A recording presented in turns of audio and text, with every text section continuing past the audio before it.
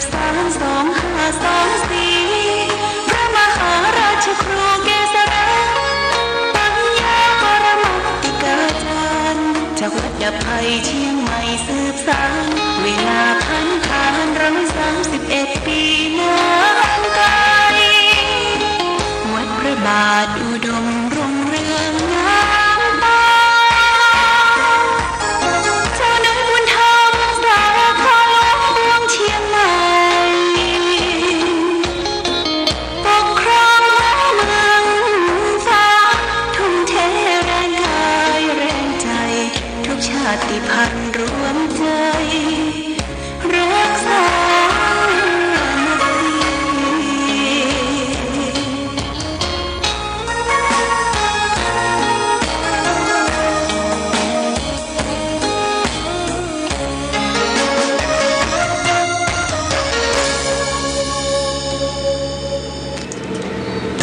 สุขศรัทธาสาธุชนญาติโยมท่านพุทธบริษัททั้งหลายวันนี้รายการธรรมประทีปส่องต่างก็ได้มาพบปะกับพ่อแม่พี่น้องศรัทธาสาธุชนญาติโยมแห่งครั้งหนึ่งวันนี้เป็นวันเสาร์ที่26เดือนมีนาคมพุทธศักราช2565ซึ่งตรงกับเดือน6เหนือแรม9ค่ำแล้วก็วันนี้เป็นวันเก้ากองญาติโยมนะวันเก้ากองนี้ตามปฏิทินพื้นเมืองปกติของวัดธาตุคำเชียงใหม่จะถือว่าเป็นวันที่เขาบอกเสียศพนะวันนิยมเสียศพวันเข้ากองร้องปืนนี่นะบอกเสียศพเสียซากแต่เป็นงานมงคลอย่างอื่นดีนะกินแขกแต่งงานขึ้นบ้านใหม่เฉลิมฉลองเนี่ยมันเข้ากองดีอยู่วันนี้เป็นวันเสาร์วันหยุดทางสถานีวิทยุชุมชนคณะสงฆ์อำเภอฝางเราวันนี้ก็จะฟังธรรมะแบบพื้นเมืองเลยญาติโยมเริ่มต้นก็จะฟังการเทศน์มรดกธรรมกำเมืองธรรมตัณหาสามเงาตัณหาสามเงานี่ก็จะได้มาออกทุกเสาร์ญาติโยมทุกเสาร์นี้หลวงพ่อเทศน์ไว้นมนานเทศน์ไว้ตั้งแต่ปี2520พุทโธเทศธรรมตัณหาสามเงาตอนนั้นก็คือเทศในวิหารวัดพระบาทอุดมเทศจะได้ญาติโยมคือเอาเทปธรรมดาเทปคัดเซ็กเนี่ยไปอัดเพราะว่าเสียงวิหารมันก้องเหมือนกับอัดในห้องทรงอัดใส่เทปอัดใส่เทปตลับแล้วก็เอามาขยายออกเป็นแผ่นซีดีแล้วก็ใส่แผ่นซีดีแล้วก็ใส่อย่างต่างๆเข้าไปก็วันนี้จะได้เปิดให้ฟังนอกจากนั้นก็จะได้ฟังครูบาอาจารย์ที่ต้นเทศมัดซีพ่องเทศธรรมตุจกพ่องหลวงปู่ทองหลวงพระครูบุญทองเนี่ยเป็นเทศตุจกเทศธรรมต่างๆก็จะได้นำธรรมเมืองมาเทศให้ศรัทธาสาธุชนได้ฟังผ่านเครื่องสีขาวเพื่อก็จะถ่ายทอดไปทั่วบางทีสถานีก็ทอดไปถ่ายทอดไปให้ได้รับฟังกันทั่วถึงวันพรุ่งนี้เป็นวันอาทิตย์นะวันอาทิตย์เป็นวันที่เราจะมาฟังซอจากสถานีวิทยุชุมชนคณะสงฆ์อำเภอฝางเพื่อจะได้สืบสานวัฒนธรรมประเพณีขับขานเรื่องตีซอเรื่องประวัติพุทธประวัติซอง่ำกัวกินขวตาลแต่ซอระมุกชกเปตนั่นบ่เอามาเปิดเลยญาติโยมซอไตสิ้นไตพานี่บ่เอามาเปิดซอแล้วก็ฟังสิ่งที่เป็นสาระประโยชน์ประวัติครูบาเจ้าศรีวิจัยประวัติครูบาข่าวปีนะประวัติ ด้านตัวนี้เอามาสอบเปิดให้ท่านนี่เป็นนโยบายของสถานีวิทยุชุมชนคณะสงฆ์อำเภอฝางของเรานะอำเภอฝางของเราและช่างเพิ่งจะมาช่างยุทธก็จะมาล้างมิกล้างอย่างนี้ให้เสียงชัดเจนขึ้นเพราะว่า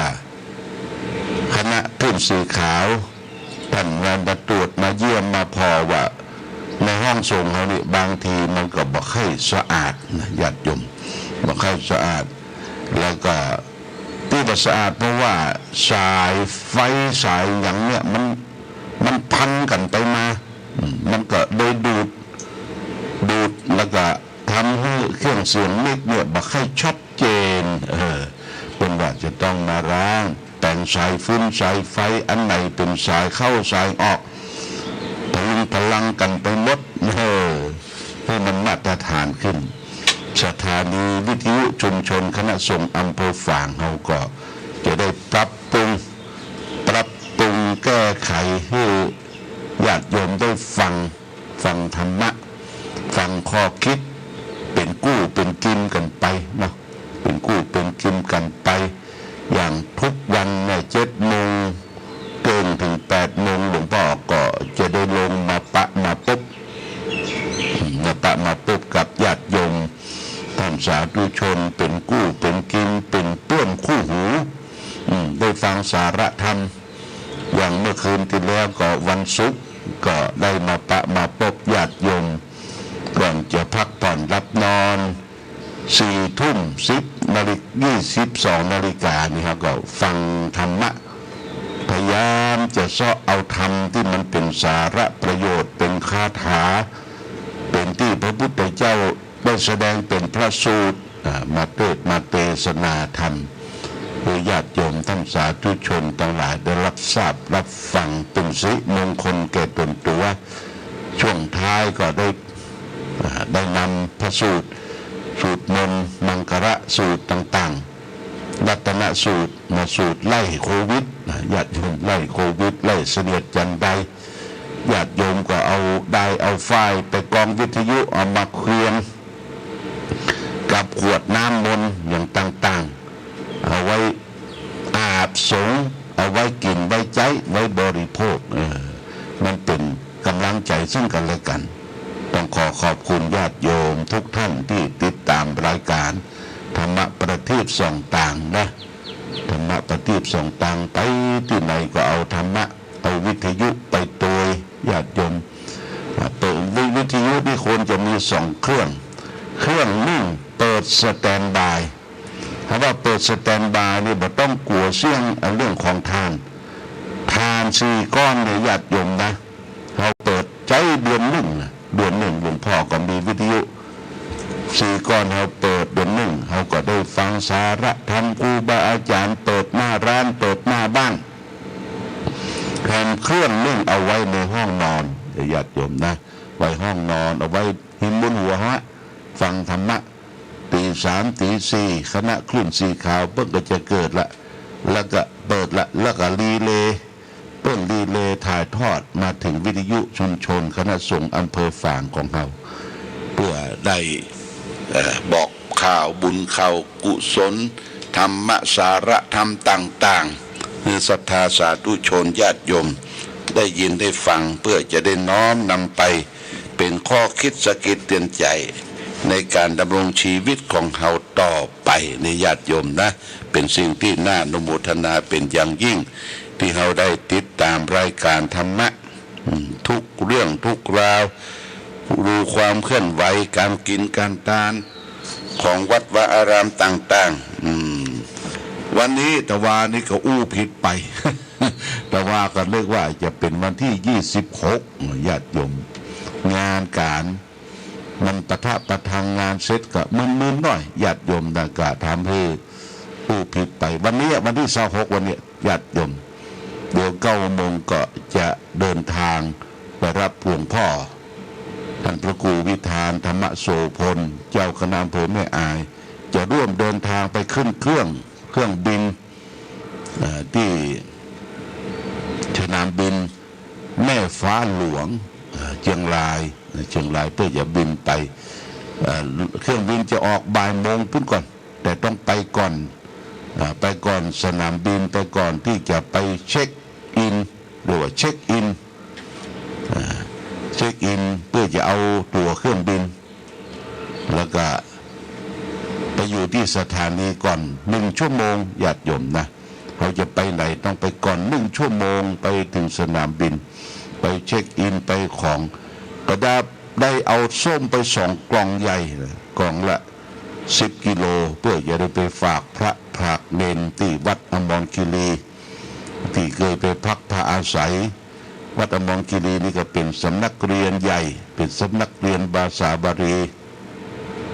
ซึ่งหลวงพ่อก็เป็นคนบ้านสันทรายเชียงใหม่เป็นเจ้าอาวาสอยู่ตรงนั้นนี่ญาติโยมก็จะได้เอาส้มเอาอย่างไปตุยเดี๋ยวเลิกห้าบสายอันนี้โหล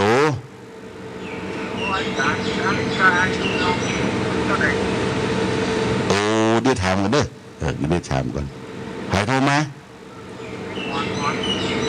ได้จะถามดีบอกดีประกาศด้วยเด้อเดี๋ยวกำลังออกวิทยุอยู่พอดีญาติโยมก็ต้นโทรศัพท์มาถามว่าทรายลำเต้าใดเดี๋ยวจะถามเจ้าของวัสดุก่อสร้างที่เป็นทรงทรายทรงหินทรายนี่เขาก็ปีหนึ่งญาติโยมนะปีหนึ่งนี่เขาก็ให้รถขนมาไว้ที่วัดเพื่อจะได้ตามทราย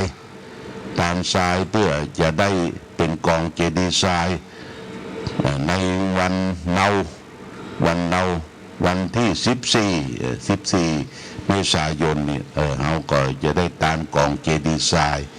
ซึ่งสืบสานวัฒนธรรมประเพณีสงกรานต์ญาติโยมเขาจะตามทรายนี่ก็เพิ่งก็ซื้อมาเป็นลำเขาก็ไปปูจาจะเอากี่คู่กี่อย่างก็ตักใส่กองเจดีย์ทรายกองเจดีย์ทรายนี่ก็เป็นกองใหญ่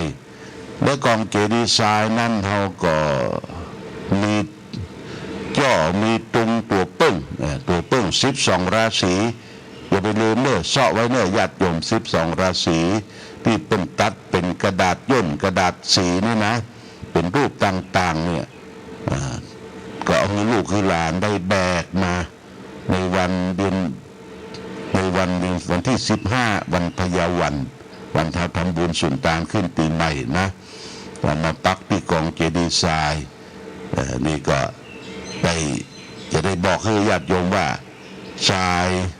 ลำเต้าใดกับใครจะรับเป็นลำ2 4 5 คนทรายนี่เป็นประโยชน์มากญาติโยมอย่างเจดีย์เขาเนี่ยนะเจดีย์วัดพระบาทอุดมเนี่ยเขาก็ใจกองเจดีย์ทรายที่ศรัทธาญาติโยมเอามากองเอามาตานกันที่หน้าศาลาการประเรียนเนี่ยนะกองพนันทึนทุกแล้วก็เขาก็ได้ตักเอาไปก่อไปฉาบไปโบกเป็นประโยชน์มากก็จะแจ้งญาติโยมกันนะว่ากองเจดีย์ทรายนี้ลำเต้าใดอันนี้ก็แจ้งญาติโยมสาธุชนทั้งหลายรับทราบมาณโอกาสนี้ต่อไปนะเอาลิวันนี้ก็จะได้นำสาระธรรมนำมาฝากคือศรัทธาญาติโยมเป็นธรรมะที่เราจะนำมาประพฤติปฏิบัติใจในชีวิตประจำวันเป็นคำสอนนะวันนี้เป็นคำสอนของหลวงปู่ทองเปิ้นสอนไว้จะหลวงปู่ทองนะหลวงปู่เปิ้นสอนไว้ว่านิ่งได้ทนได้รอได้ช้าได้ดีได้ว่าญาติโยมนะจำง่ายๆนะญาติโยมนะนิ่งได้ทนได้รอได้ช้าได้แล้วก็ดีได้นี่เป็นคำสอนของหลวงปู่ทองคำว่านิ่งได้นี่ญาติโยมนะนิ่งได้เนี่ยไม่ใช่ว่าบ่เนี่ยอย่างเหี่ยวเลยนะคือนิ่งได้นี่นิ่งต่อสิ่งที่มากระทบทั้งหลายทั้งปวงเพราะว่าจิตใจของเฮาและท่านทั้งหลายถึงวันเนี่ยมันได้รับผลกระทบอยู่2 ประการ ประการแรกก็คำติชินดินทาเล่าหน้าจาขวัญเป็นกรรมที่เขาบอกพึงปรารถนาเมื่อเขาได้รับผลกระทบแล้วหลวงปู่พุ่นสอนว่านิ่งได้จะไปแสดงอาการออกพอใจบ่พอใจสวุดสวือถ้าบ้านเฮาก็ถ้าอู้ถึงแม่บ้านอู้ถึงคนบ้านถ้านิ่งบ่ได้นะได้รับผลกระทบเนี่ยถ้านิ่งสิ้นก็ติ้วสิ้นมาแยงด่าเปิ้นกาดเปิ้นไปเลยนี่แสดงว่าเขานิ่งบ่ได้มีส่วนที่เป็นอารมณ์ที่บ่ปรารถนามากระทบเฮานี่ให้นิ่งหลวงปู่สอนให้นิ่งได้ส่วนอารมณ์ที่ปรารถนาคำสรรเสริญเยินยอยกยอปอปั้นนี่ญาติโยมจะไปหวั่นไหวกันนะจะไปหวั่นไหวกับสิ่งเหล่านั้นเช่นมีลาภมียศมีสรรเสริญมีสุขก็จะไปติดกับสิ่งเหล่านั้นไผว่าเฮาหล่อไผว่าเฮาดีไผว่าเฮาสวยไผว่าเฮาเป็นคนดียกยอปอปั้นโอ้ท่านอาจารย์บางทีเนี่ยไหวเฮาเนี่ยไหวกอบญาติโยมคำว่าไหวกอบนี่คว้าเอาไว้ท่านอาจารย์เนี่ยตั้งหน้านี่อู้ม่วนจาวานตั้งหลังซ่อนดาบไว้ซ่อนดาบไว้คอยที่จะฟาดจะฟันแต่ว่าจากกรรมดีก็ตามกรรมชั่วก็ตามเมื่อเขาได้รับผลกระทบเนี่ยญาติโยมคือนิ่งก่อนฟังพิจารณาหาเหตุหาผลหากรรมตั้งเหลือตั้งใต้เปิ้นสรรเสริญเฮาเปิ้นจ้วงจับทำร้ายเฮาเนี่ยให้นิ่งได้หลวงปู่ปุ้นสอนและต่อไปให้ทนได้อย่าหย่อนทนความอดทนนั้นเป็นตบะอย่างยิ่งคนเฮาใจเนี่ยยังจะประสบความสำเร็จขึ้นมาได้อยู่ที่ความอดทนบอกว่างานทั้งโลกทางธรรมงานเสาะว่าหากินต่างๆถ้าขาดการอดทนอย่างมันไปบ่งฮอดญาติโยมนะบอกว่าการศึกษาร่ำเรียนบอกว่าบักบั่นการทำงานจะต้องมีความอดทนครูบาอาจารย์ก่อนการที่ผ่านพ้นมาเป็นอดทนญาติโยมครูบาอาจารย์อดทนถ้าอดและบัดทนอยู่บ่ได้นี่ยิ่งเขาไปอยู่วัดอยู่วาเป็นขี้ปากแก่ศรัทธาญาติโยมเนี่ยเป็นขี้ปากขี้เหล้าขี้ขวัญบางคนก็จุนปากเข้าใส่บางคนก็ถุยน้ำลายเข้าใส่นี่อาตมานี่เคยปะทุกรูปแบบญาติโยมนะทุกรูปแบบบางคนแสดงอาการสวุดสวือบ่พอใจแต่เฮาเนี่ยอย่างทำการใหญ่หลวงปู่เพิ่นสอนว่าให้ทนได้ทนต่ออิทธารมคืออารมณ์ที่น่าปรารถนานิทาอารมณ์ที่น่าปรารถนาก็บ่นิยมชมชอบอนิทารมคืออารมณ์ที่บ่น่าปรารถนาต้องอดทนญาติโยมต้องอดทนอดทนเหมือนกับน้ำคนเราต้องทำตัวเหมือนกันนะน้ำนี่มันอยู่ไหนมันบัดรังเกียจญาติโยมน้ำที่เขาบางทีเขาก็เอาไปกินบางทีก็เอาไปอาบสุมาเตะบางทีก็เอาไปล้างสะสางสิ่งสกปรกในตัวเนี่ยน้ำมันบะเดือดร้อนบุมันบะเดือดบะไปเนอะบะไปล้างก้นล้างอย่างเนอะเนี่ยมันบะเดือดร้อนทำตัวเหมือนกับน้ำและน้ำนี่อยู่ไหนมันรักษาระดับความเย็นระดับเสมอภาคนะน้ำในญาติโยมเปิ้นจะเอาน้ำเนี่ยมาเป็นหลอดน้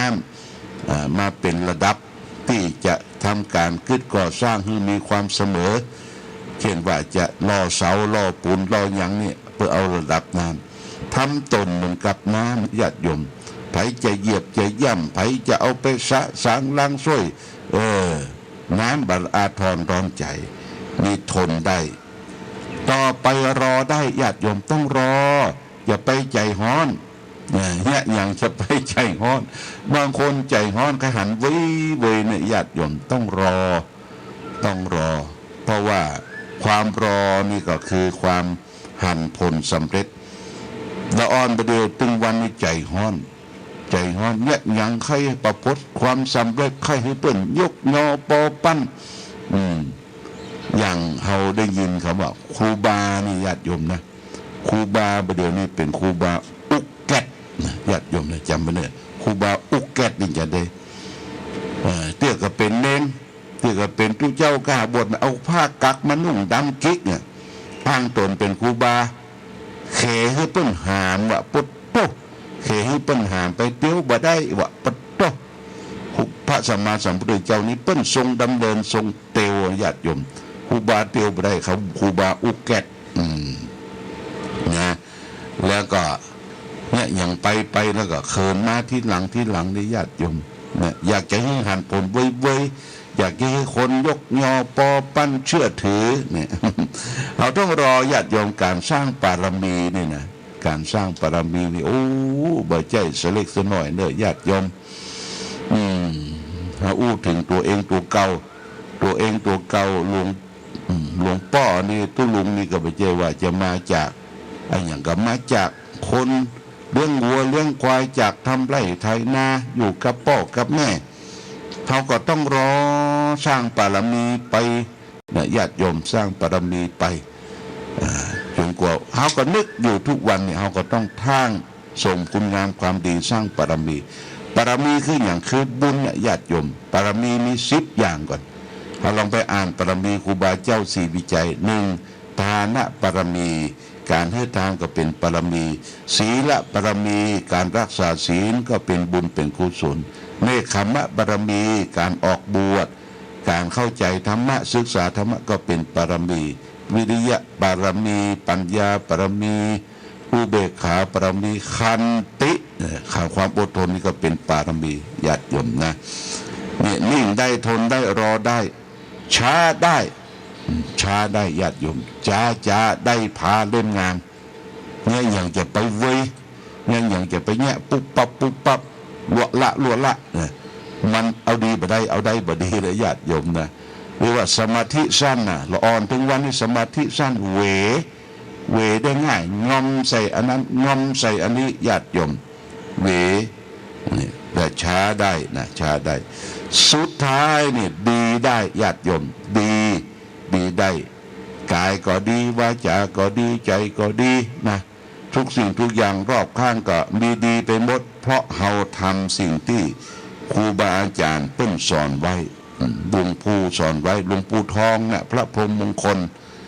เจ้าวาดวัดพระธาตุสีจอมตองนะญาติโยมนะถ้าเอาไปตั้งจอมตองสรีระร่างกายหลวงปู่ก็ตั้งไว้ที่ศาลาหลวงศาลาหาไทยละเทศศาลานี่ศาลาพันธเรศศาลาพระเจ้ามเหสวนที่เป็นสร้างถวายไปกราบศพหลวงปู่เพิ่นนิ่งได้ทนได้รอได้ช้าได้สุดท้ายดีได้นะสอนลูกสอนหลานจะไปสอนให้เขาได้หูไวๆได้เห็นไวๆบัดนี้สอนลูกสอนหลานญาติโยมนะบางทีเขาบ่ได้สอนคือเขานั่งอยู่หน้าคอมพิวเตอร์หน้าแท็บเล็ตหน้ามือถือซื้อเป็นหมื่นเอาไปห้ำไปเรียนไปศึกษาคือเขาอยู่ตาก็เสียหูก็เสียเนอะในห้างมีสปะเนอะกับปิน้ำปลาอันล็อกจอกแกต่อมีมดหยัดยมเกิดความหายนะความเสียหายนี่เขาก็นึกว่าโอ้ละอ่อนลูกหลานดีแบบไปเอี่ยวไหนนั่งเฝ้าโต๊ะคอมพิวเตอร์วันค่ำอาตมาก็มีลูกศิษย์ลูกหาที่เป็นพระเป็นเนรเนี่ยญาติโยมมันยังออกห้องว่ะปะโตตื่นก็ตื่นขวายยังออกห้องไปพอหัวไปเคลียร์เล่นเกมไปเคลียร์อย่างมือถือเนี่ยญาติโยมบางทีก็ซื้อกันเป็นหมื่นไปนะไปขอสตางค์ไปยืมสตางค์คนนั้นคนนี้ไปขอพ่อขอแม่พ่อแม่ทุกข์ลำบากบกดินสินยาหับจ้างหับแจ้งขอบินเนนตนหนึ่งญาติโยมมันไปขู่พี่สาวทำงานจังไหมอันซื้อแท็บเล็ตคือเก่าน่ะถ้าซื้อแท็บเล็ตคอมพิวเตอร์คือเก่าแล้วเก่าจะซื้อก็ว่าเราจะทากว่าไปขู่ปี้ไปซื้ออันคอมพิวเตอร์นี่ถ้าซื้อจะทากจะซิกก็ว่าโอ้ญาติโยมปี้ก็ต้องจำเป็นจำใจสตางค์ปักกะวัม ซื้อแท็บเล็ตซื้อไอ้คอมพิวเตอร์เอาเข้าเรียนบัดจบญาติโยมเป็นเมาอยู่ในคอมพิวเตอร์นะนั่งไปดูอย่างต่างๆก็ทำให้เสียหูเสียอย่างต่างๆนี่ญาติโยมต้องระมัดระวังเลยสอนลูกสอนหลานให้รู้จักธรรมชาตินักญาติโยมให้รู้จักความทุกข์รู้จักความกตัญญูกตเวทีต่อพ่อต่อแม่ต่อครูบาอาจารย์ก็จะประสบความสำเร็จเอาละญาติโยมวันนี้โอกาสนี้ก็สุดท้ายของรายการก็ขออำนวยอวยใจและขอบคุณญาติโยมสาธุชนทุกท่านการงานผ่านพ้นไปวันที่22 23 24 25วันนี้26วันนี้ก็ผ่านมา2-3 วันก็เรียบร้อยดีงามพระเนรวัดพระบาอุดมกับปุ้นไปเอวหันธงชาติและเพลงชาติไทยเป็นสัญลักษณ์ของความเป็นไทย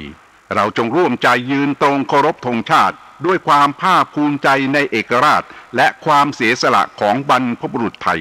ประเทศไทยรวมและเชื้อชาติไทยเป็นประชารัฐผ้าไทยของไทยทุกส่วนอยู่ดำรงคงไว้ได้ทั้งมวลด้วยใจล้วนหมายรักษาพันยินไทยนิรักสงบแต่ถึงรบไม่กล้าเอกราชจะไม่ให้ใครคุมขีสละเลือดทุกอย่างเป็นชาติทะเลพระดวงประเทศชาติไทยต้องมีชัยชโย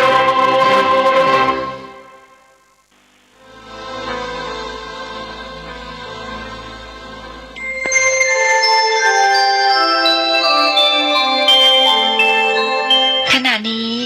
ท่านกำลังฟังสถานีวิทยุกระจายเสียง FM 104.5 เมกะเฮิรตซ์